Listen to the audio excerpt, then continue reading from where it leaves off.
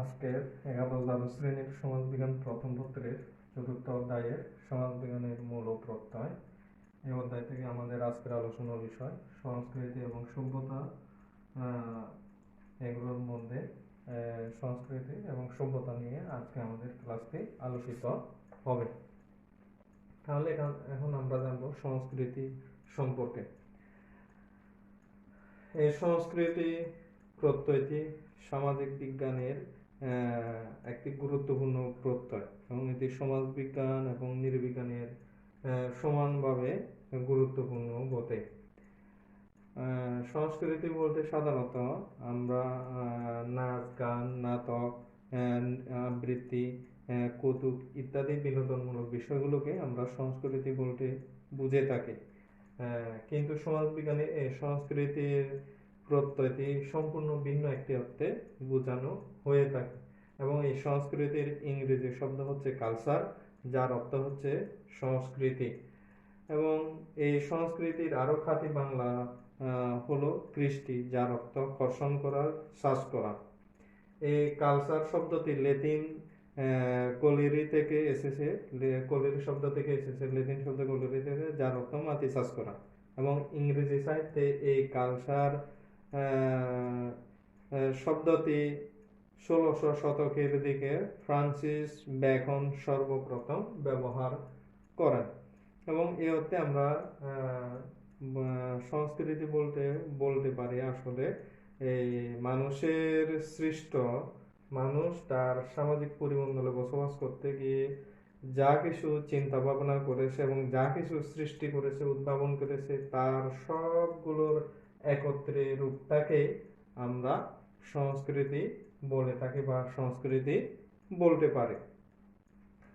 কিন্তু সমাজবিজ্ঞানী জোনসের মতে সংস্কৃতি হলো মানব সৃষ্ট সব কিছুর সমস্তই হলো সংস্কৃতি। মানব সৃষ্ট সব কিছুর সমস্তই হলো সংস্কৃতি, এটা বলেছেন সমাজবিজ্ঞানী জোনস। আবার এই সংস্কৃতির সম্পর্কে একেবারেই মোটামুটি সর্বজন গ্রহণযোগ্য সংজ্ঞা দান করেছিলেন কিন্তু নৃবিজ্ঞানী ইবি টেইলর। তিনি সংস্কৃতি বলতে বুঝিয়েছেন সমাজের সদস্য হিসেবে মানুষের অর্জিত জ্ঞান, বিশ্বাস, শিল্পকলা, নৈতিকতা, আইন, রীতিনীতি এবং অন্য যে কোনো দক্ষতা ও অভ্যাসের জটিল সমস্তই হলো সংস্কৃতি। এভাবে কিন্তু ইবি টেইলর মূলত সংস্কৃতির মোটামুটি সবগুলো ধরনকে তার সংজ্ঞার মধ্যে নিয়ে এসেছিলেন। এই কারণে এটি সংস্কৃতির সবচেয়ে গ্রহণযোগ্য সংজ্ঞা বলা হয়ে থাকে। এরপরে এগুলোর আলোকে আমরা সংস্কৃতি বলতে পারি যে মানুষের দৈহিক এবং মানসিক চাহিদা পূরণের আত্মসামাজিক ব্যবস্থাপনায় মানুষের মধ্যে প্রচলিত নানাবিধ বিশ্বাস, অনুষ্ঠান, প্রতিষ্ঠান, কার্যাবলী, জ্ঞান, আইন, রীতিনীতি, নেতৃত্ব, শিল্প, সাহিত্য, ধর্ম ইত্যাদির সমন্বিত রূপকেই মূলত সংস্কৃতি বলা হয়ে থাকে। তাহলে আমরা সংস্কৃতি কি এখন জানতে পারলাম বা বুঝতে পারলাম। এরপরে আসতেছে এই সংস্কৃতির বৈশিষ্ট্যগুলো কি কি। সংস্কৃতির বৈশিষ্ট্যগুলোর মধ্যে আমরা দেখতে পাই সংস্কৃতি হলো জন্মগতভাবে প্রাপ্তির বিষয় না। সংস্কৃতি এটি অর্জন করতে হয়, সংস্কৃতি অর্জন করতে হয় এবং সংস্কৃতি সর্বজনীন এবং অংশগ্রহণমূলক একটি বিষয়। সংস্কৃতি হলো সর্বজনীন এবং অংশগ্রহণমূলক একটি বিষয়। 3 নম্বর বৈশিষ্ট্যের মধ্যে হলো সমাজ ব্যবস্থা এবং সামাজিক কাঠামোর মধ্যেই সংস্কৃতির সৃষ্টি হয়। সমাজ ব্যবস্থা এবং সামাজিক কাঠামোর মধ্যেই হলো সংস্কৃতির সৃষ্টি হয়। সমাজে যেমন পরিবর্তনশীলতা রয়েছে, যেমন সমাজ যেমন পরিবর্তনশীল, তেমনি সংস্কৃতিও প্রতিনিয়তই কিন্তু পরিবর্তিত হয় এবং প্রতিনিয়তই পরিবর্তিত হচ্ছে সংস্কৃতি। আরেকটা বৈশিষ্ট্য হলো সংস্কৃতি সমাজ দ্বারা নিয়ন্ত্রিত। সংস্কৃতির পুরোটাই সমাজ দ্বারা নিয়ন্ত্রিত। তারপরে আরেকটি বৈশিষ্ট্য হলো সংস্কৃতির মধ্যে দ্বন্দ্ব অনিবার্য। সংস্কৃতির মধ্যে প্রতিনিয়তই দ্বন্দ্ব লেগে থাকে, একেবারে অনিবার্য। এবং সর্বশেষ বৈশিষ্ট্যের মধ্যে আমরা দেখতে পাচ্ছি সংস্কৃতি হচ্ছে বিনিময়যোগ্য, একে অন্যের সংস্কৃতির সাথে এগুলো প্রতিনিয়ত বিনিময় হয়, বিনিময় হচ্ছে, এগুলো আমরা দেখতে পাই বা দেখে থাকি এই বিনিময়গুলো। এই গেল সংস্কৃতির বৈশিষ্ট্য। এরপরে আসতেছে সংস্কৃতির ধরন। সংস্কৃতিকে সাধারণত দুই ভাগে ভাগ করা হয়েছে। একটি হলো বস্তুগত সংস্কৃতি এবং আরেকটি হলো অবস্তুগত সংস্কৃতি। এখন বস্তুগত সংস্কৃতি কোনগুলো? মূলত মানুষের সৃষ্ট ব্যবহার্য জিনিসগুলোর মধ্যে যেগুলো মূলত দৃশ্যমান, দেখা যায়, ধরা ছোঁয়া যায়, এই বিষয়গুলো কিন্তু বস্তুগত সংস্কৃতি। যেমন কলম, এই হোয়াইট বোর্ড, এগুলো বই, যাবতীয় টেবিল চেয়ার, পোশাক আশাক যা কিছু মানুষ সৃষ্টি করেছে এগুলো পুরোটাই কিন্তু ধরা ছোঁয়া যাচ্ছে, দেখা যায়, এগুলো হলো বস্তুগত সংস্কৃতি। আবার সংস্কৃতির মানুষের সৃষ্টির যে বিষয়গুলো শুধু উপলব্ধি করার বিষয়, বুঝতে পারার বিষয়, এগুলোকেই কিন্তু অবস্তুগত সংস্কৃতি বলা হয়ে থাকে। যেমন চিন্তা, চেতনা, ধর্ম, নৈতিকতা, মূল্যবোধ, বিশ্বাস, প্রথা, রীতিনীতি, এই জিনিসগুলো কিন্তু মানুষের জ্ঞান, এগুলো কিন্তু মানুষের পুরোটাই সৃষ্টি করলেও মানুষগুলোর এগুলো কিন্তু উপলব্ধির বিষয়, অনুভূতির বিষয়। এ কারণে এগুলোকে বলা হয় সংস্কৃতির অবস্তুগত দিক বা অবস্তুগত ধরন। এ কারণে সংস্কৃতির ধরন মধ্যে দুটো ধরনের কথা বলা হয়, বস্তুগত সংস্কৃতি, আরেকটা হলো অবস্তুগত সংস্কৃতি। এই গেল সংস্কৃতির ধরন। এরপরে আসতেছে, এখন আমরা জানবো সভ্যতা। সভ্যতা কি?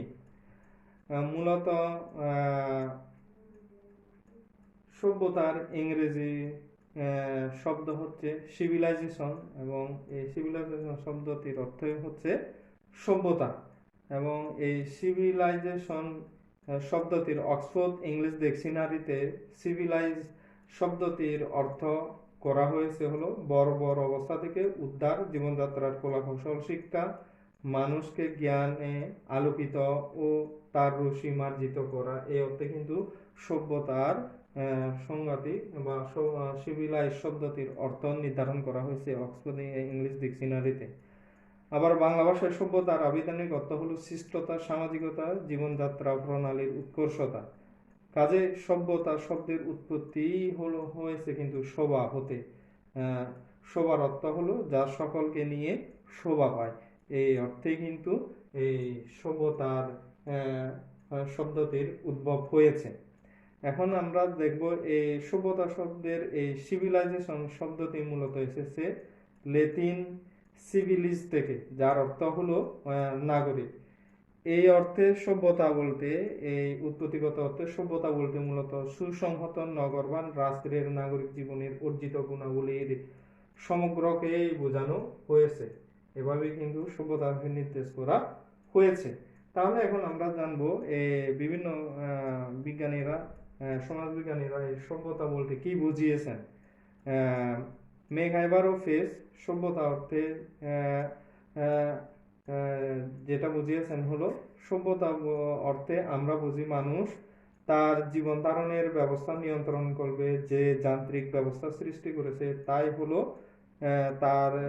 হলো বা তার সামগ্রিক রূপটাই হলো সভ্যতা। এটা হলো মেঘাইবার এবং ফেজের সংজ্ঞার মতে।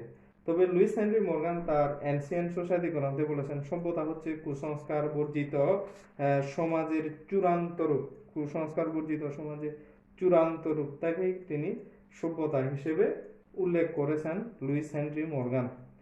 আবার WFS মতে সভ্যতা হচ্ছে এক উচ্চতর জটিল সংস্কৃতি। সংস্কৃতির এক উচ্চতর জটিল সংস্কৃতি বলতে সভ্যতা বুঝেছেন। এটা হলো বিভিন্ন সমাজবিজ্ঞানীদের মতে সভ্যতা বলতে কি বোঝায়।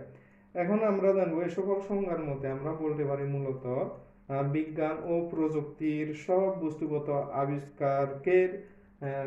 বস্তুগত আবিষ্কারের ফলকে মূলত একত্রে সভ্যতা বলা হয়ে থাকে। এই হলো সভ্যতা। এরপরে আসতেছে সভ্যতার ধরন। সভ্যতার ধরন বলতে মূলত এখানে নদী এবং সমুদ্র তীরবর্তী অঞ্চলগুলোকে কেন্দ্র করে কিন্তু সভ্যতাগুলো, মানব সভ্যতাগুলো গড়ে উঠেছিল। এবং এই সভ্যতার গড়ে ওঠার ধরনের উপর ভিত্তি করে সভ্যতাকে দুই ধরনের সভ্যতার কথা বলা হয়েছে। একটা হলো প্রাচ্যের নদী তীরবর্তী সভ্যতা, আরেকটি হলো পাশ্চাত্যের সমুদ্র তীরবর্তী সভ্যতা, যেগুলো গ্রিক এবং রোমান সভ্যতাগুলো বা ভূমধ্য সাগরীয় উপকূলীয় অঞ্চলের যে সভ্যতাগুলো গড়ে উঠেছিল এগুলো। আবার নদী তীরবর্তী সভ্যতাগুলোর মধ্যে আমরা দেখতে পাই প্রাচীন মিশরীয় সভ্যতা, সিন্ধু নদকে নীল নদকে কেন্দ্র করে মিশরীয় সভ্যতা, সিন্ধু নদীকে কেন্দ্র করে সিন্ধু সভ্যতা, এবং টাইগ্রিস ইউফ্রেটিস নদীকে কেন্দ্র করে মেসোপটেমীয় বা বেবিলনীয় সভ্যতাগুলো। এগুলো হলো প্রাচ্যের নদী তীরবর্তী সভ্যতাগুলো। এই সভ্যতার ধরন হলো দুটি, প্রাচ্যের নদী তীরবর্তী সভ্যতা এবং পাশ্চাত্যের সমুদ্র তীরবর্তী সভ্যতা। এই গেল সভ্যতা কি, সভ্যতার ধরন। এখন আমরা জানবো সংস্কৃতি ও সভ্যতার পারস্পরিক সম্পর্কগুলো কোথায়।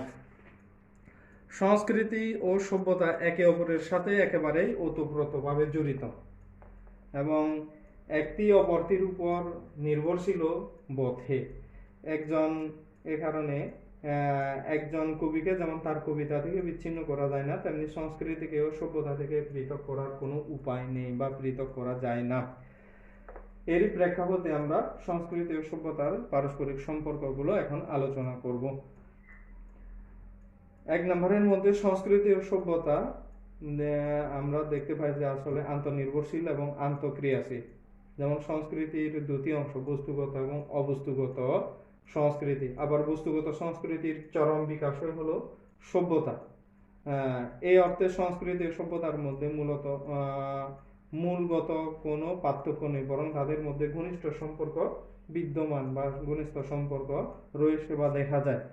এরপরে 2 নম্বরের মধ্যে আসে যে সংস্কৃতির উপাদান যেমন সভ্যতার উপাদান দ্বারা প্রভাবিত, তেমনি সভ্যতার উপাদানও সংস্কৃতির বিভিন্ন উপকরণের দ্বারা অনেকখানি প্রভাবিত। যেমন হযরত মুহাম্মদ যে পোশাক পরিধান করতেন তা আরব দেশের সংস্কৃতির দ্বারা প্রভাবিত ছিল। সংস্কৃতিকে সভ্যতার মূল চালিকা শক্তিও বলা হয়ে থাকে। এই প্রসঙ্গে মেকাইভার ফেজ বলেন যে সভ্যতা যদি হয় দেহ, তবে আত্মা হলো সংস্কৃতি। এটা মেকাইভার এবং ফেজের মতে। এরপরে 4 নম্বরের সম্পর্কের মধ্যে আমরা দেখতে পাচ্ছি অনেক সমাজবিজ্ঞানী বস্তুর ব্যবহারিক দিক এবং কলাকৌশলকে সংস্কৃতি বলেছেন। বস্তুর ব্যবহারিক দিক এবং কলাকৌশলকে সংস্কৃতি বলেছেন, এমনকি বস্তুকেও তারা সংস্কৃতি থেকে বাদ দেয়নি। আর তাদের মতে মানুষের বিমূর্ত চিন্তার ফসল হলো সভ্যতা। এই সকল সমাজবিজ্ঞানীদের মতে মানুষের বিমূর্ত চিন্তার ফসল হলো সভ্যতা।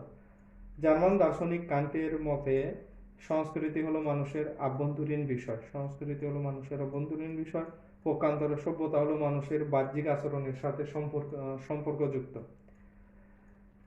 ফি